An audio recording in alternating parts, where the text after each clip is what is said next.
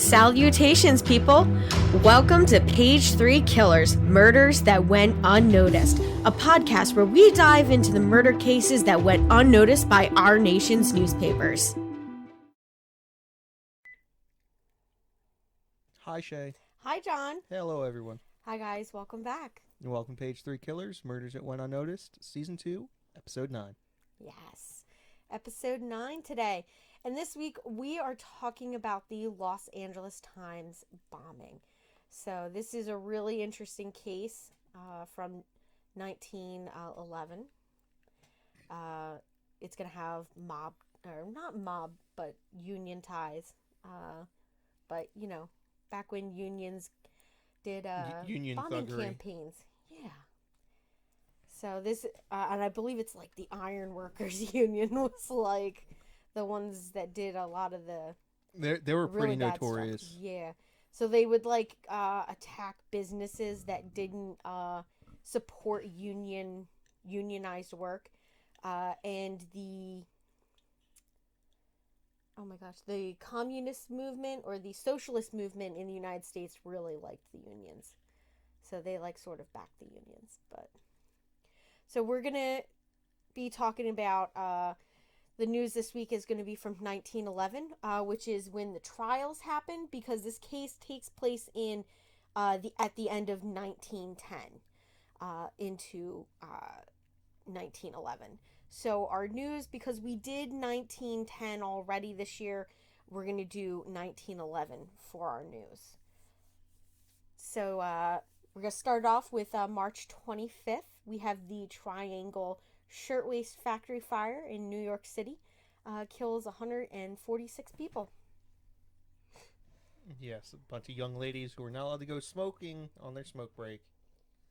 So their bosses locked them inside of a building, and then that building caught on fire. Yeah. That's like, have you seen Brooklyn Nine-Nine? You probably haven't seen the episode because you stopped watching it. But there's one where they try to increase productivity, and they put the one that like freaks out all the time and gets like super angry. I can't remember her name, but they put her near the bathroom to reduce bathroom breaks. And then they would just set her off with a broken computer. So people wouldn't want to walk by her to go use the bathroom. See, that's brilliant. They were like, locking your workers' only means of leaving the building in an emergency. Not good. Yeah, no. It's absolutely terrible what happened at this place. And like, I believe that there was like, they talked about some of the, like, because there wasn't just women in there, there was children that worked, because this was back in the day when there was no child labor laws, you know. So you had kids like 10, 9, 10, 12 working in this factory that died as well, which really sucks. All right, so the next one. Oh, you want me to read Yeah, it? this one's here for you. The United States Army adopts a new service pistol, the M1911, designed by... What do they call Saints? Saint? They do just call him Saint. Yeah. Okay. Whatever. St. John Moses Browning. Yeah, and it remained the U.S. Service pistol for 74 years. Until 1985. That's awesome. 2 World Wars. God's caliber. 45 ACP. Yeah. Why 45 ACP? Because they don't make it in 46.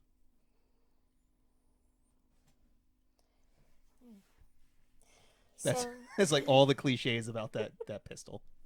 I know nothing about firearms, so that's your specialty. It's a gun that was designed in 1911, whose roots are based in like 1903.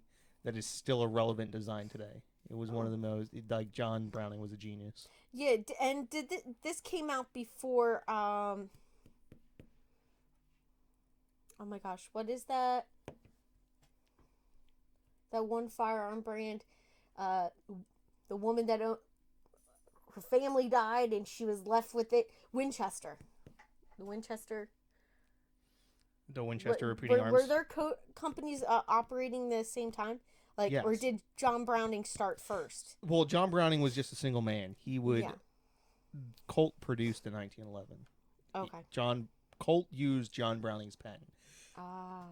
Strangely enough, Winchester... John Browning's first few patents were for Winchester rifles. Okay, there you go. So he revolutionized firearms 3 separate times. Yeah. Like, I want to go out to the Winchester Mansion just because the architectural significance of it. Like, it's a really interesting place to go for the architecture alone. I don't believe it's haunted. Yeah. Just throwing that out there. Don't believe it's haunted. So I'll read the next one. We have April 18th, the Ss Lusitania, a 5,557-ton Portuguese passenger liner en route to Mozambique, from Mozambique to Lisbon, strikes Bellows Rock, just off of Cape Point, and sinks. Was this the Lusitania? Yeah. Didn't the Lusitania get blown up? That's... Well, it didn't get blown up, but didn't the Lusitania supposedly get... Well, it got blown up, but... Did I pronounce that right? It blew itself up. Yeah. Well, this one sank. Maybe I'm getting this confused. I don't have my phone on me. Yeah. Well, I'm sure if I misspoke the name, but that looks like it the SS Lusitania. Yeah, maybe I'm confused. Yeah. But then we have on May 31st, the hull of the RMS Titanic is launched in Belfast on the same day as the RMS Olympic starts her sea trials. So this basically, they finished the hole and then dropped it in the water. We just listened to something about the Titanic. Yeah, we were listening. He was talking about the movie. I said it was overrated. Not a huge fan of Titanic. First half was great, but you kind of knew what happened in the second half. So it wasn't that big of a surprise. Well, the rest of the episode was about the myth of the Titanic. Yes, which I thought was really interesting. And how basically no one really cared about the Titanic. Yeah. Until it sank. Yes. It was all about the Olympia. Yes. That was the real... Because it was just a better ship. It's like the whole idea that the Titanic was like this unsinkable yada yada yada ship. Yeah. It and then it true. Sank. And you're just like, well... But no one cared about it. It that made... unsinkable. Literally, it made page 9 news. Yeah. It wasn't even good enough for us. I know. I mean, we only go back to page 3. I know. But yeah. My sister was a huge Titanic buff, so of course we went to several Titanic exhibits. I believe we saw it at the Franklin Institute. We saw it at a place down in Florida, a place up this way. Yeah. It was kind of a big deal for my sister. She loved the Titanic. It became a big deal after the fact. Yeah. But there's a lot of, like, myths around it. What was the quote that they said? It was the hubris of man to believe that they're greater than nature. Oh, yeah. There was a lot of people. Yeah. That was... it was an interesting podcast. And I do love that podcast. Is it Our Fake News? Our Fake History. Our Fake History. Excellent podcast if you guys ever get a chance to listen to that and are interested in history. Check it out. It's way bigger, way more professional than ours. Yes. So. Now, August 17th through the 20th, we have Britain's National Railway strike of 1911. It's first national strike of railway workers. On August 19th, it leads to to a set of riots in Wales, which result in 6 deaths. There's a lot of union stuff going on. Lot of Yeah. labor issues. Yes. Some of those labor issues were kind of a big deal. Like the Shirtwaist Others, factory. yes. Others, I feel like at this time there's a good side to unions and then a bad side to unions, and we're gonna talk about the bad side of the unions in this episode. There's a lot of drawbacks and a lot of good things that they can do, you know. But usually you got somebody that's abusing power somewhere. So our next story is August 21st. And this one here is probably my favorite one ever, which is Leonardo da Vinci's the Mona Lisa is stolen from the Louvre Museum in Paris by Vincenzo Perugia. The painting is returned a few years later in 1913. Yeah, they found it in his Closet. chest at the end of his drawer, or at the end of his bed. Yep. He literally just walked in, walked in, took the painting, and left. Yeah, they all thought he worked there. He just took it off the wall, and that's why I think it was stolen twice. And after that, after it was recovered again, they literally put it behind glass. You can't touch it. This reminds me of the stories about how you used to be able to walk up to the White House and talk to the president, because it was literally his house, and he would just be like sitting on the front porch in a rocking chair, and you could just go up and talk to him. Yeah, can't do that now. No, you could do that up until like up until Lincoln. Yeah, basically. And the other cool thing about that is presidents. It was seen as uncouth for presidents to campaign for themselves, so they would never do campaign ads or speeches because they were above campaigning. That's what you had the people for. Oh yeah. Well, how times have changed. I know the first president to actually openly campaign for the position was, and it wasn't the president. It was the guy that lost, which was Aaron Burr. He was one of the first. Yeah, and he was. Yeah. That was seen that up until basically Lincoln. Yeah. After Lincoln that, changed a lot. They didn't. Yeah. All right, you want to read this one? No. Fine. December 9th, a mine explodes in Briceville, Tennessee, killing 84 miners, despite rescue efforts led by the United States Bureau of Mines. Yeah. Surprising that they had a Bureau of Mines. But, I mean, the government has a bureaucracy for everything, right? So, yeah, not shocking, I guess, that they have that. But, yeah. And now we're going to roll into our topic. So we're going to talk about the Los Angeles Times bombing. And this was the purposeful dynamiting of the Los Angeles Times building in Los Angeles, California. No way. Yeah. I know. I just repeated that a lot. Now, on October 1st, 1920, and it's done by... 1910. Or 1910, sorry. Woo. So, October 1st, 1910, and it was done by union workers belonging to the International Association of Bridge and Structural Iron Workers. So those are the guys who basically put together skyscrapers. Yeah. So you could not pay me enough. Build bridges and skyscrapers, yeah. Nope. Yeah. Now, the explosion started a fire, which killed 21 newspaper employees and injured 100 other individuals. And it was termed the crime of the century by the Times. And the culprits of that would be two brothers, John J., who went by JJ, and James Barnabas. I do love his middle name, Barnabas. JB McNamara. And they were arrested on April of 1911 for the bombing.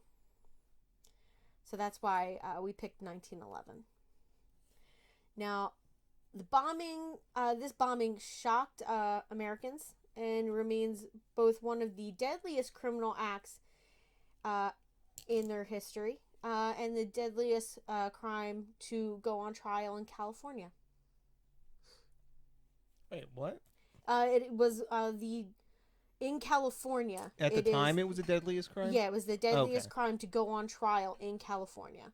Because, I mean, we have 21 people that were killed. I mean, we're not talking about, serial killers or anything like that. California also isn't what California is now. Yeah.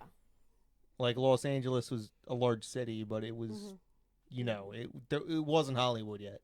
Yeah. It was pretty, it was like, probably like Philadelphia. No, probably. Again, I don't have my phone, but in 1911. Yeah, like 1910. Yeah, Philadelphia would have been way bigger. Yeah. Los Angeles exploded after Hollywood. Yeah, and I don't even think Las Vegas existed yet.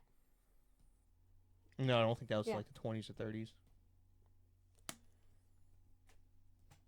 20s makes sense for Las Vegas. Yeah.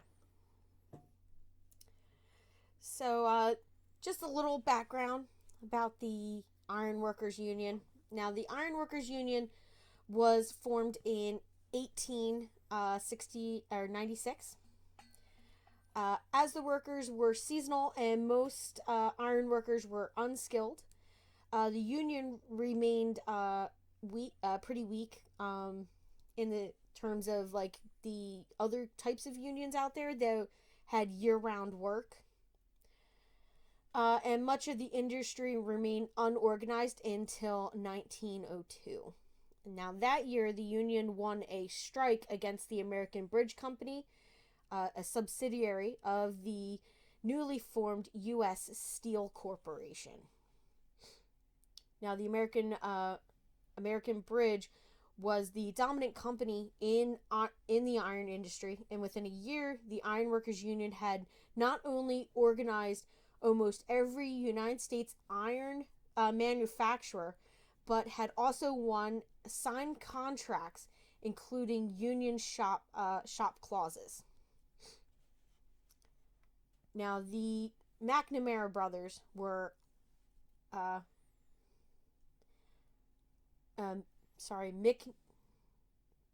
It's McNamara. Mcnamara Brothers were Irish-American trade unionists. So pretty much all they did was work the union. They worked for the union and were just part of the union, but I don't believe that they actually... They didn't do iron work. They did enforcement stuff for the union, basically. Now, JJ and his younger brother James, JB, were also active in the International Association of Bridges and the Structural Iron Workers. Now we're going to talk about the Dynamiting Campaign. So union officials often used dynamiting campaigns where they would target businesses and stuff like that. And basically it was violence to counter the setbacks that they suffered. Perceived. Setbacks that they perceived, had suffered. Yes. So beginning in late 1906, national and local officials of the ironworkers launched a dynamiting campaign. Now, between 1906 and 1911, the ironworkers blew up 110 ironworks, although only a few $1,000s in damage was done. Now, the National Erectors Association was aware of who was responsible for the bombings, since Hubert S. Hawken, a member of the Ironworkers Executive Board, was their paid spy. So, so we got some espionage going on too in this. That's pretty cool. These hundreds or so bombings were later described as perhaps the largest domestic terrorism campaign in American history. I mean, yeah, I guess so. I think, like, up until Unabomber, anyway. Unabomber Probably. didn't send hundreds of bombs and blow up that many things. He actually sent more than you think he did. You only know about the ones that blew up. But there were other ones sent out that didn't detonate. Which is how they actually got his signature. Because there was a couple that were delivered that didn't. And so they kind of recognized the parts and stuff. But they really wouldn't have found him and if his brother hadn't have come forward after recognizing his manifesto. His handwriting for the manifesto. All right. Now the Los Angeles strike. So the Los Angeles employers had been successfully avoiding unionization for nearly half a century. Now Harris Gray Otis, right? Yeah, Otis. Publisher of the Los Angeles Times, was very anti-union. So he posted a lot of anti-union stuff in his newspaper and everything. Now, Otis first joined and then seized control of the local Merchants Association in 1896 and renamed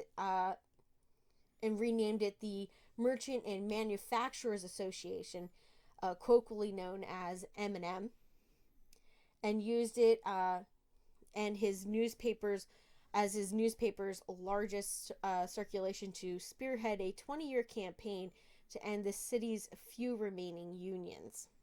Now, without unions to keep wages high, open shop employers in Los Angeles were able to undermine the wage standard set in heavily unionized ununionized San Francisco. Now, unions in San Francisco feared that employers in their city would also soon begin pressing for wage cuts and start an open shop drive of their own. Now, the only solution they saw was to reunionize Los Angeles. So the San Francisco unions relied heavily on the union workers, one of the few strong unions remaining in Los Angeles, to sort of try to push that through. Now, the reunionization campaign began in the spring of 1910. Now, on June 1st, 1910, 1,500 iron workers struck iron manufacturers in the city to win a 50-cent an hour minimum wage. Whoa! Which in equivalent of 2018 would have been $13.26 an hour. And overtime pay. Still seems awfully low. I mean, 1910, 50 cents an hour. $13.26 an hour to be an iron worker? Listen, my grandfather made like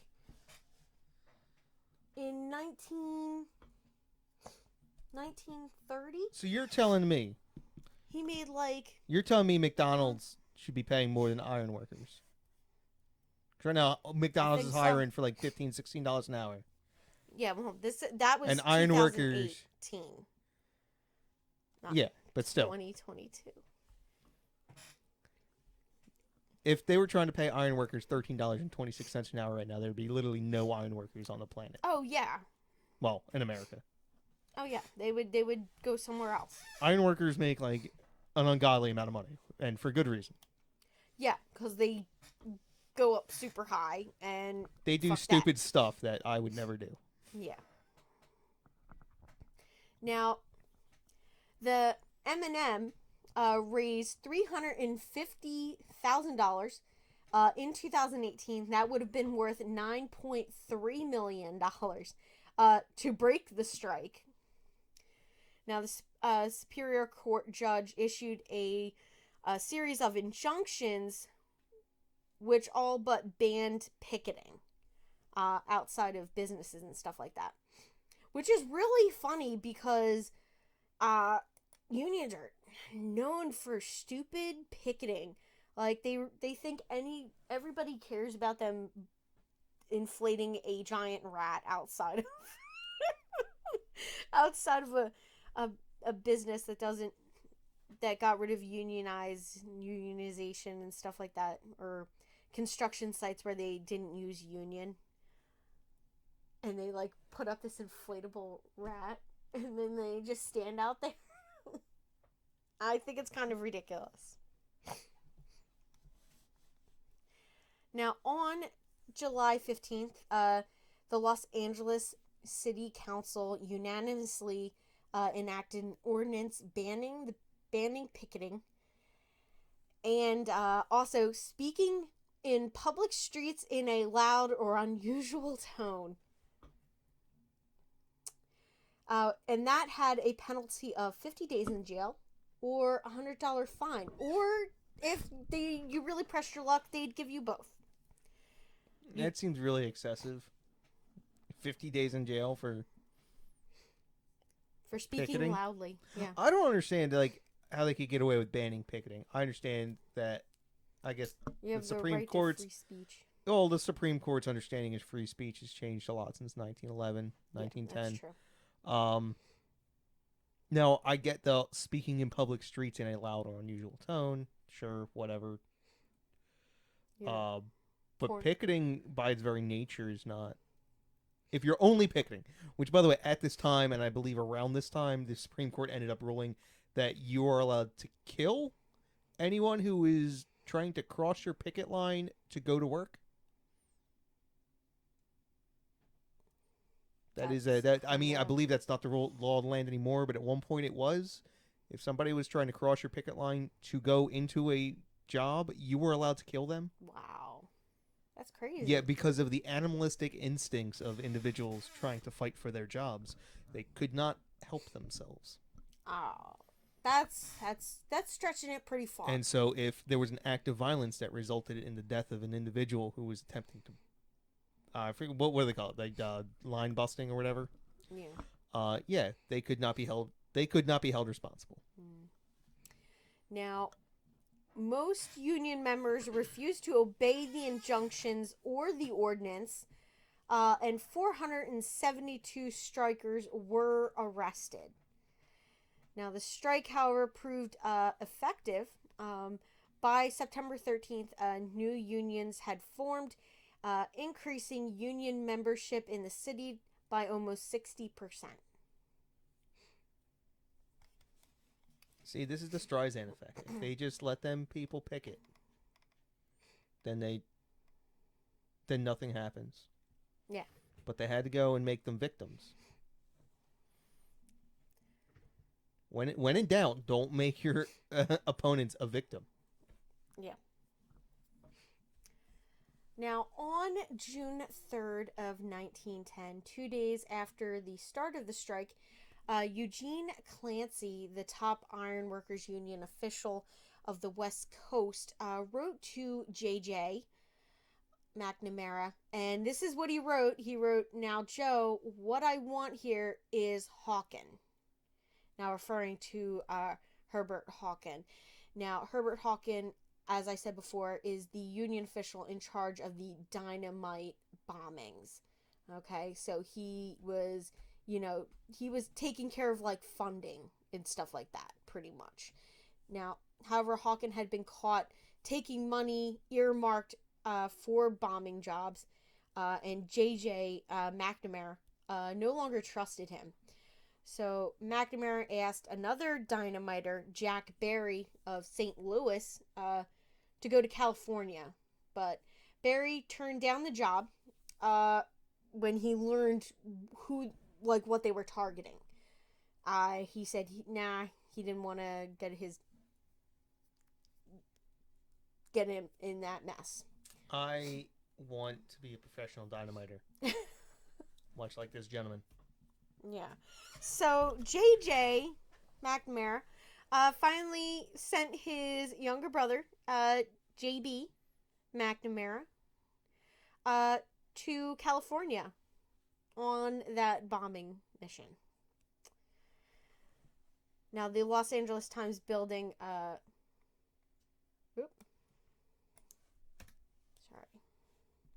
Now, the building that housed the Los Angeles Times was nicknamed the Fortress. Now, the 1886 brick and granite building was on Broadway and First Street, across the street from their present-day building that was built in 1935. Now, on the evening of September 30th, 1910, J.B. Mcnamara left a suitcase full of dynamite in the narrow alley between the Times building and the Times Annex, known as Ink Alley. Now, the suitcase was left near barrels of flammable printing ink. Now, the dynamite had a detonator connected to a mechanical wind-up clock, set to close an electrical battery circuit at 1 a.m. and set off the explosion. So this is like the classic old-timey cartoon style time bomb. Mm-hmm. Now, he then left similar bombs set to explode at 1 a.m. Next to the home of the Times publisher, Harrison Gray Otis, and the home of Felix Handler, who was the secretary of the M&M. Now, Mcnamara then boarded a train to San Francisco and was out of town by the time that the bomb detonated. Now, this was an escalation in the bombing campaigns. Now, they never targeted any place that had people in it, like during, when they would be working. Now, because this is a newspaper, there was pretty much somebody in the building 24/7. Whether it was printers setting up the lines and stuff like that for the printing, people writing the articles, editors. So there's always people in this building at through 24/7. Maybe not on Sunday night, but you kind of get the idea. Now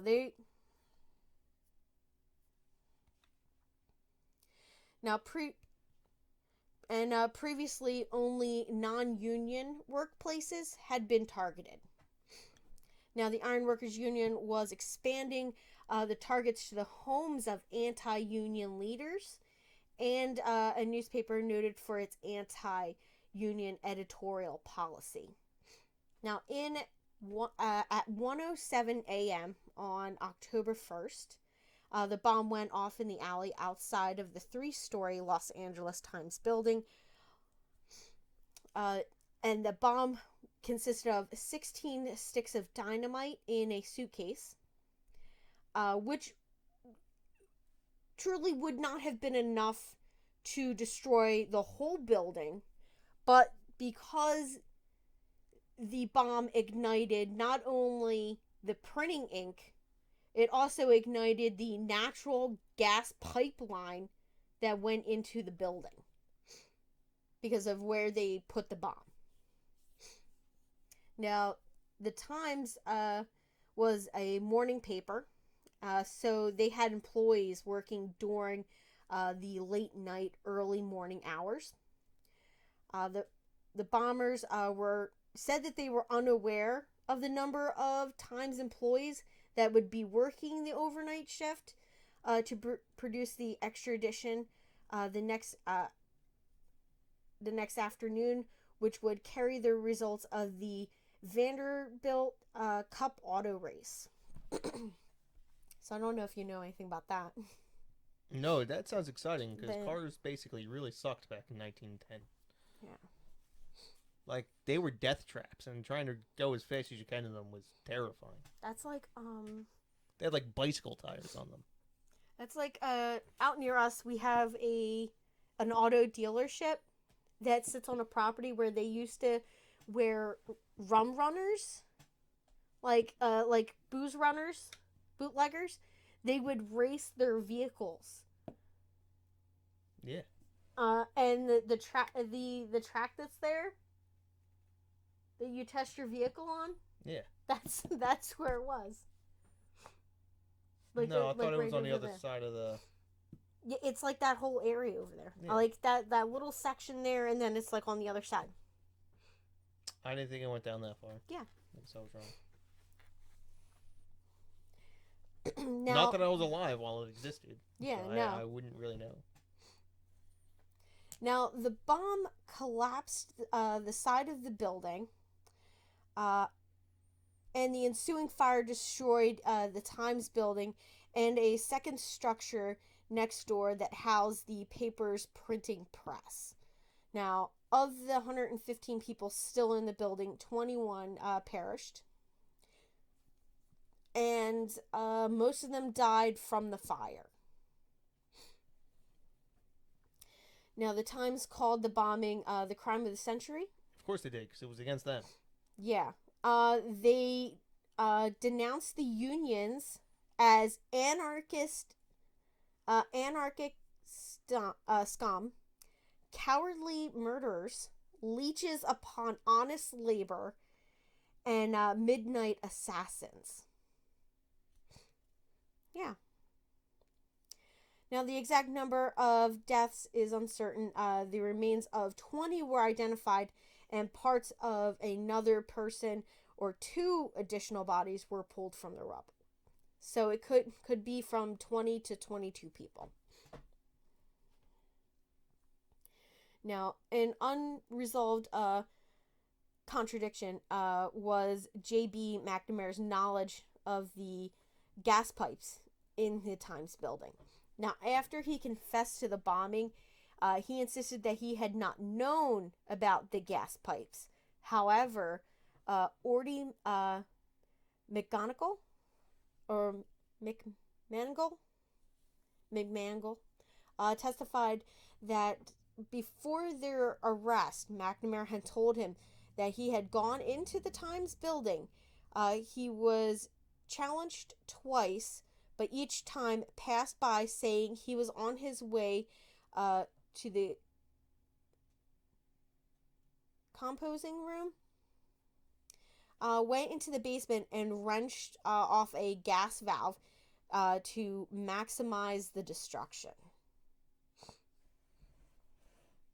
So, yeah.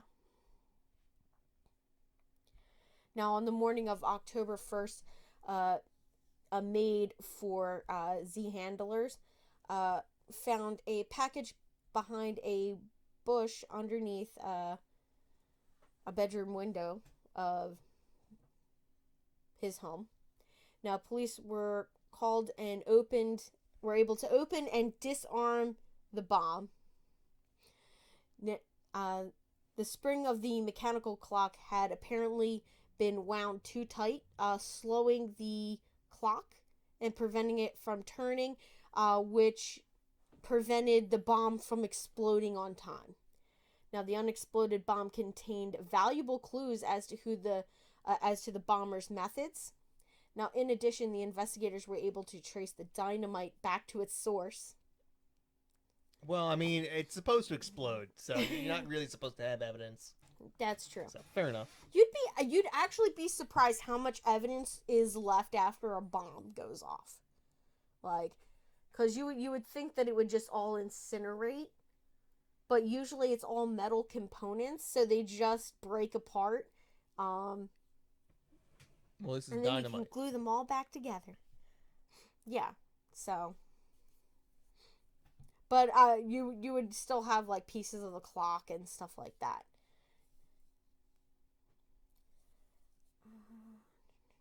Yep. The caretaker of the Otis home heard of what happened at the Ziandler home and decided to search around their building and found a leather suitcase behind some bushes near a bay window. Now, again, the police officers arrived and carried the suitcases away from the house and out into the open. So hold on, I just want to get this straight. This person was like, "Oh man, they found a bomb at this other person's house. There could be a bomb here. Yeah. Let me go look for it. Well, okay, so let me try and get as close as I can to it. Yeah. So I mean, I don't know. I don't know how close they actually got to it. I'm sure they probably saw it, backed away as quickly as possible. Well, I'm just saying, in order to find it, you have to try and get closer to it. Yeah. So just to clarify a couple things, guys. So the bombing of the I believe all of these bombs were supposed to go off at 1 a.m.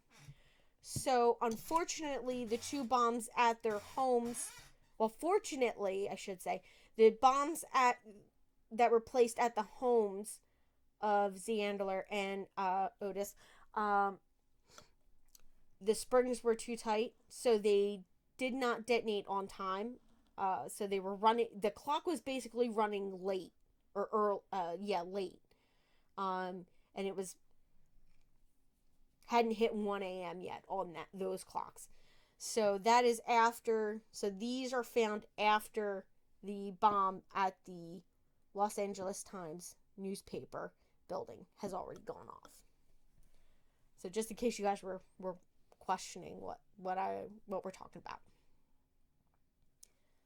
So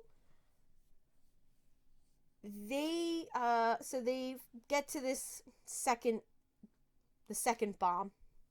Now, while they are cutting open the suitcase, the alarm clock went off inside the suitcase.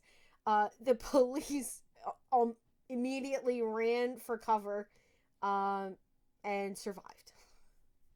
So nobody got too injured from that. Now, investigators speculated that, like the Handler bomb, the clock mechanism at the Otis house had been wound too tightly, delaying the explosion. Now, on the same night as the Times building explosion, there was a reported break-in at the Times auxiliary building, in which two men were chased off by a security guard. The incident was at first assumed to be another bombing attempt. The Ironworkers Strike Committee in Los Angeles and Samuel Grompers, president of the American Federation of Labor, or the AFL, immediately condemned the bombing and claimed no labor union or individual could have been responsible. He was wrong. He was. So now we're going to talk, this guy that we're going to talk about next is, like, my favorite person in all of this, okay? So, the city of Los Angeles posted a $25,000 reward for the capture of the bombers, and the M&M group raised another $50,000. That's a lot of cash. That's dollar bills. A lot of cash back then. Now they raise those funds, for these capture of whoever did this bombing. Now the Los Angeles. Hold on, I'm just thinking about that's $75,000. That's like $3 million. Yeah. Wow. Yeah. So the Los Angeles mayor, George Alexander, hired a private detective, William J. Burns, on October 2nd, 1910, to catch the guilty parties. Now, Burns, he had already been investigating the nationwide wave of iron manufacturing plant bombings for the past 4 years on behalf of the National Erectors Association. Now, from his paid ironworkers spy, Hawken, Burns learned that the Ironworkers Union member, Ordy McMangle, had been handling the Ironworkers bombing campaign. And then you had and McNamara, McGonigal, and McNamara were borderline alcoholics who liked to drink and hunt at the same time. So, like, listen, these guys sound great just as two people when you're not talking Really? about... Because they sound terrible because they like to bomb people. Yeah, they sound terrible, like, but they sound like you could party with them, like, on the weekend kind of thing. But, yeah, it's kind of hard to look past the whole shitty bomber aspect. But, yeah, they like to hunt and drink together at the same time. Yep, because, you know, you're not allowed to drink and hunt at the same time now. Now, Burns infiltrated one of their late winter hunting trips with a spy. During the trip, McNamara boasted of having blown up the Times building. Now, the undercover private eye, who secretly took photos of McNamara. How do you secretly take photos in 1910? I have no idea. I'm sure that there was, you know, a little cameras. I'm sure there was a way.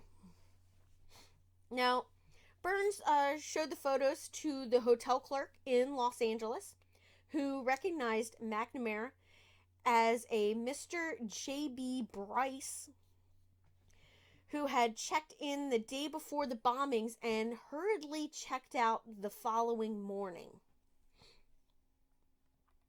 So on April 14th, 1911, Williams Burns, Burns' son, Raymond, and a police officer from Detroit and Chicago went to the Oxford Hotel in Detroit and arrested McGonigal. Sorry. It's the same as the Harry Potter professor. Okay, awesome. So I was looking at it and I was like, oh, is that how that's spelled? Yes. Okay. So McGonigal and James B. McNamara. McManigal. Yeah, I was right. McManigal. Okay. Yeah, McManigal. Oh, man. Babe. Messing me up here. So, McManigal and J.B. McNamara were arrested in Detroit. Now, dynamite, blasting caps, and alarm clocks were found in their suitcases. The men were told that they were being arrested for robbing a bank in Chicago. Now, since they had a watertight alibi for the alleged crime, both men agreed to accompany Burns and the police officer back to Chicago. So in Chicago, McManigal and McNamara were not taken to the police station, but to the private home of the Chicago Police Sergeant William Reed, and held there from April 13th to April 20th. That seems a little suspicious. It does. Now, Burns apparently convinced McManigal that he knew everything and that McManigal could save himself by cutting a deal with authorities. Now, he said that he had not participated in the bombings, but that Jim McNamara had told him all about it. Now, he said that it was done by Jim J.B. McNamara and two others, Matthew Schmidt and David Kaplan.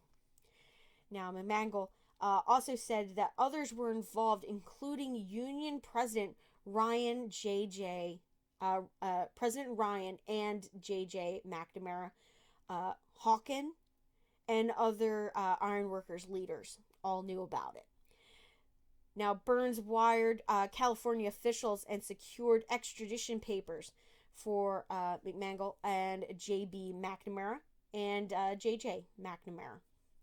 Now, Burns left for Indianapolis, Indiana, where the ironworkers had their headquarters. And Governor Thomas R. Marshall issued an arrest warrant for J.J. McNamara. Here we go. Now, on April 22nd, Burns and two local police detectives burst into an executive board meeting of the Ironworkers and arrested J.J. McNamara. Now, J.J. was taken before a local circuit court. The judge refused J.J.'s request for an attorney, and without legal authority to do so, released J.J. into the custody of Burns. From there, after the arrest, from the arrest to the departure from Indianapolis, was like 30 minutes. He literally just drove there, drove him to the courthouse, and then started driving out of the city. Now, the same day, Mangle and J.B. McNamara were taken by Los Angeles police by train to California. All three men arrived in Los Angeles on April 26th. So the defense blamed the LA Times explosion on an accidental ignition of a gas leak and denied that dynamite was used in dynamite was even involved. Now, the rest of the evidence, such as the other bombs found in Los Angeles the next morning, and the material seized at the Union headquarters at Indianapolis, they claimed was all planted. They accused Otis of taking advantage of a tragic accident to imprison Union leaders on fabricated charges. To support the accidental gas explosion story, the State Federation of Labor of California appointed a committee to travel to Los Angeles and investigate the matter. Because they're not biased. Yeah. Now, the committee included a number of Western Federation of Miners members who would have been familiar with dynamite. Now, the committee reported back that there was no signs of dynamite explosion at the Times building and that it was solely a gas explosion. Now, they also concluded that Otis knew that it was an accident, but had fabricated charges against the McNamara's, like he's the one investigating it, like he's the detective that's investigating this. Like, come on. Now, and they said this partly to discredit, and that they said he did this to discredit the labor unions. Partly to evade blame for his own negligence in allowing a gas leak to happen in his property. Now, some went further. Eugene Debs accused Harris Otis of blowing up his own building to frame Union leaders. He referred to the bombing as a job that General Otis did himself or had it done. For I know the man well. Yeah, that guy was a terrible human being, too. Yeah. Now we're going to talk about getting into the trial stuff. So we have Clarence Darrow for the defense. Wow, Clarence Darrow? Really? Yeah. That's impressive. Boy, he charged a lot. Mm-hmm. Wait until we get into what he charged them for this. I like Clarence Darrow. Yeah. Well, you're not gonna like him in this. Well, I mean, he's just a good defense lawyer. Oh, yeah. Well, at this time, it's towards the decline of his health. So his skill went downhill. I'm sure he was doing just fine, but I don't think he really wanted to get involved in this, and they sort of harangued him into it. Now, the Ironworkers president, Frank Ryan, asked Clarence Darrow to defend the Mcnamara Brothers. Now, Darrow had become a hero in labor circles for his successful defense of labor leader Bill Haywood in 1906. Oh, and in case anyone else isn't familiar on who Clarence Darrow is, he is even more famous for his Scopes trial defense, in which he defended a school teacher for teaching evolution. Ah, yes. Yes, he defended.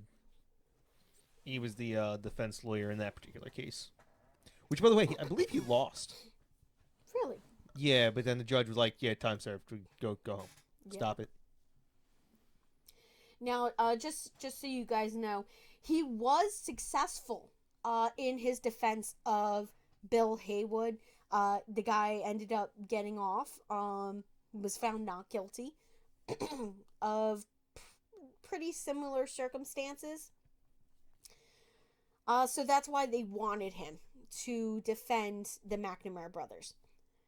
Now, however, Darrow was in ill health at the time, and although the organized labor union was convinced that they were innocent, when he looked at the evidence, he said, this is overwhelming, and these guys are most certainly innocent. Guilty. Yeah, or guilty, sorry. Yeah, he said they are most certainly guilty. They're not innocent. Now, soon after the arrest, and before he agreed to represent the Mcnamara Brothers, he confided in his opinion to a journalist as the reason he was reluctant to take the case. Now, Ryan turned to Harriman, who agreed to be the brothers' defense attorney. Now, Grompers did go back. Now, this is a guy that works with the union, and he went to Clarence Darrow, and he convinces him to take the case because they need his expertise on how to run a defense for this kind of thing. So, reluctantly, Clarence Darrow consented and decided he would do it. And he became the lead defense attorney. Now, Harriman stayed on as his assistant, and the Mcnamara Brothers pled not guilty at their arraignment on May 5th of 1911. Now, McMangle, who had turned state's evidence by this point, was not charged with a crime at the time. Now, Darrow argued that he would need $350,000 in 1911 money, which would have been, you want to read that, babe? 2021 $10 million. $10 million for the defense. Now, the AFL, who had already paid Darrow the $50,000 retainer, immediately began to raise the additional funds. So they paid him $50,000, and now they have to raise another $350,000. So the Federation appealed to local, state, and regional and national unions and asked them to donate 25 cents per capita for the defense fund. So they raised a shit ton of money for this defense. I think they raised around $200,000, which is, not the full amount, but still to raise $200,000 in 1911, that's crazy. Now, jury selection began on October 25th, and that, your favorite word, babe. Voir dire. Voir. It could be pronounced either way. Yeah. So as voir dire continued, Darrow became increasingly concerned about the outcome of this trial. He felt that JB could not be relied on as a witness and would break under cross-examination. So on October 15th, he learned that the prosecution had acquired masses of evidence to support 21 separate charges.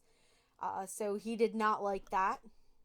Now, on October 18th, he learned that the U.S. Attorney General George W. Wickersham, Wickersham, had obtained through evidence on his own to secure,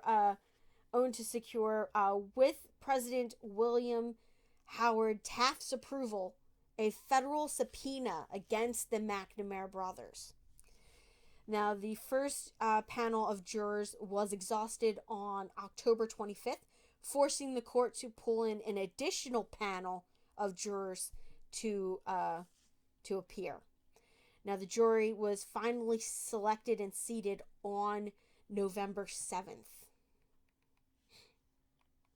That's like 2 weeks just to pick jurors. Yeah. And I guess it was kind of hard, you know. And how many challenges do you get? Well, there's different types of challenges. Okay. I forget what they're called, but there's some number. You have a limited number of. Hey, I don't like this person challenge. Like, you don't need an excuse. Everything else, I believe it's unlimited, but you have to meet certain criteria. Yeah. Okay. Preemptory challenges. I believe that's what they're called. You don't have to. Yeah. You don't have to say why. You just like no. Yeah. So I did take some information out, but I'm just gonna surmise it for you guys. So between the 7th and the start of the trial, Clarence Darrow decides, listen, here's what we're gonna do. We're gonna try to force them to give a plea bargain, you know, because he's thinking, you know, we can get into a good spot. So the agreement was laid out for the Mcnamara Brothers. JB initially refused to agree to any plea bargain that was not set in that would not set his brother free. Because he was like, I'm the one that set the bomb. JJ didn't do anything. But when Darrow told him that the statement the settlement was possible only if both brothers pled guilty, JB gave his consent. So what happened was they went back and forth with the prosecution, and they thought they had better bargaining power with the prosecutor, and they didn't.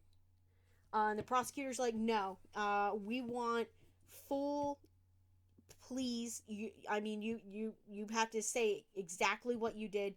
You have to like read out your statement. You have to tell everything that you did. Was it allocution? Yeah, they had to allocute, and both of them had to plead guilty and allocute. For them to even do anything with a plea bargain. And they ended up getting more time than what Clarence Darrow wanted them to get, or they even wanted to get. Now, Darrow sent for a representative of the AFL. The shocked labor leader refused to accept the agreement until Darrow convinced him that the defense had almost no chance. Now, Darrow had hoped that a plea bargain, rather than an admission of guilt in open court, would be all that was needed. So the defense position weakened further when on November 28th, Darrow was accused of attempting bribery of a juror. The defense team chief investigator had been arrested for bribing a juror, and Darrow had been seen in public passing the investigator money. With Darrow himself now on the verge of being discredited, the defense hopes for a simple plea agreement ended. Now, on December 1st of 1911, the Mcnamara Brothers changed their pleas in open court to guilty. James B. McNamara admitted to murder by having set the bomb and destroying the Los Angeles Times building on October 1st. Now, John J. McNamara, setting foot for the first time in court, admitted to having ordered the bombing of the Ironworkers, The Llewellyn Ironworks, on December 25th. Now, J.J. McNamara later told an interviewer that Darrow had kept the McNamara brothers isolated from public opinion, and had they known how strong the public was on their side, they would not have agreed to the plea deal, he claimed. Now, I actually have JB's statement here, and I'm gonna read this a little bit. So I, James B. McNamara, having heretofore pled guilty to the crime of murder, desire to make this statement of facts on the night of September 30th, 1920, at 5:45 p.m. I'm pretty sure that's supposed to say 1910. Yeah, 1910. Sorry, guys. 1910. I placed in Ink Alley a portion of the Times building a suitcase containing 16 sticks of 80% dynamite set to explode at 1 o'clock the next morning. It was my intention to injure the building and scare the owners. I sincerely regret that these unfortunate men lost their lives. If the giving of my life would bring them back, I would gladly give it. In fact, in pleading guilty to murder in the first degree, I have placed my life in the hands of the state. Now, they said, basically, both of them said that they unintentionally injured and killed people, that was not their intent. Now, Judge Bordwell rejected the defense's assertions that they did not intend to harm the Times workers.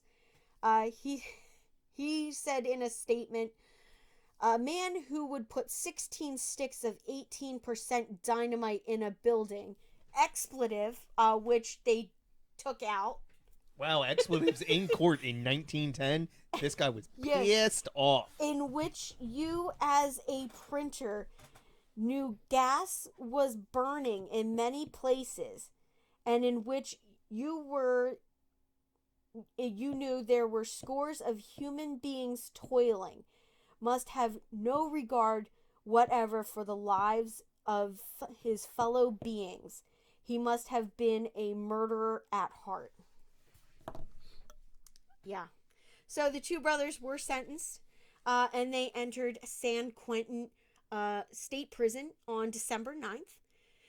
Now, J.B. McNamara's post-trial conclusion was, you see, the whole damn world believes in dynamite.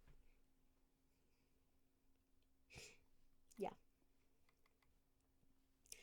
All right, so here's the aftermath, and then we're done.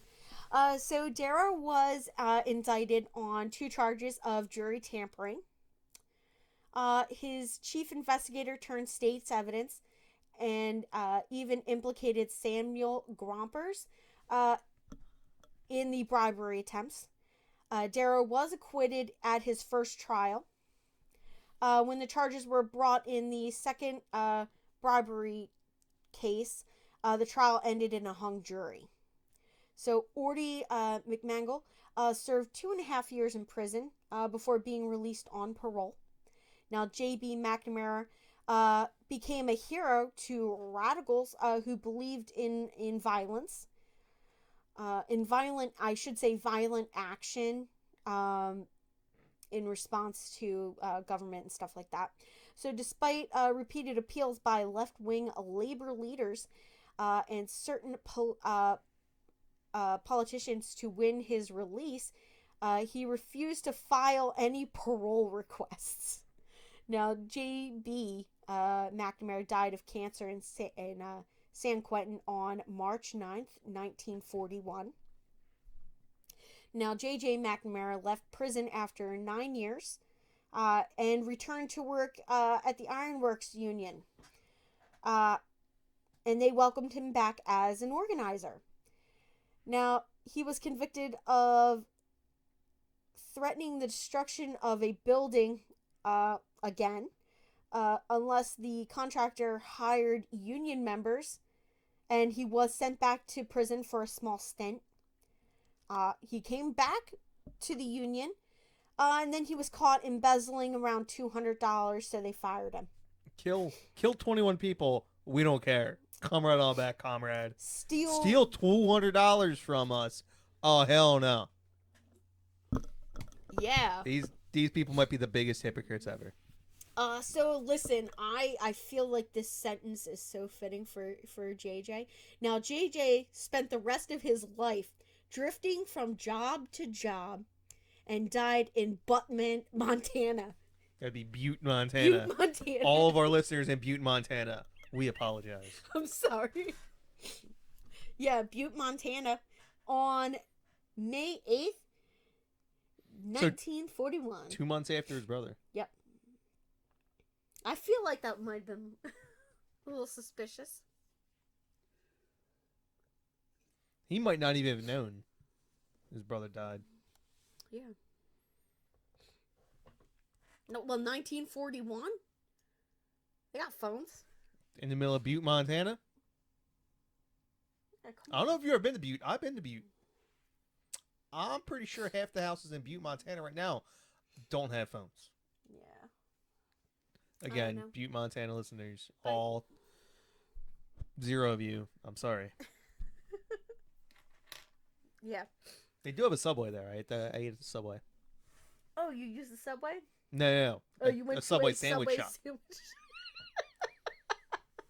Subway, as in like an underground railroad. Like, Absolutely what? not. They might have. I mean, there's a train that goes through there, but yeah. Does it stop?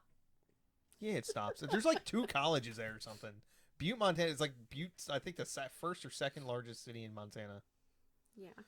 Like, which means it's a really tiny town. Like back in the day, like if like back when they were building the railroads, you had to give so much money to the rail company, and then they would put a stop in at your town. If they didn't like you or they had problems with you, they would just bypass you. They wouldn't have a stop. The train would not stop. It would go through like an area near your town, and it just wouldn't stop. And it was like a big kind of fuck you to everybody. So that was our episode on the last Los Angeles Times bombing, which I thought was really interesting. So I did leave some stuff out I was just about about the to say, trial. I know this can go really deep. Yeah. There was a lot of stuff that I left out about the trial. And I just sort of surmised it all. But there was so much information. It talked about guys that we didn't even talk about that were like just involved in this. And there's so much stuff. It could have been a 2-parter, but I didn't want to make it a 2-parter. So it's a really long one episode. Yeah. Well, we're at I didn't even realize it was an hour and 15 minutes. Yeah. So, I mean, hey. It's impressive. It's 8 o'clock. I need to get my timesheet in. All right, guys. Thank you for joining us, and we will see you back here next week. Bye, guys.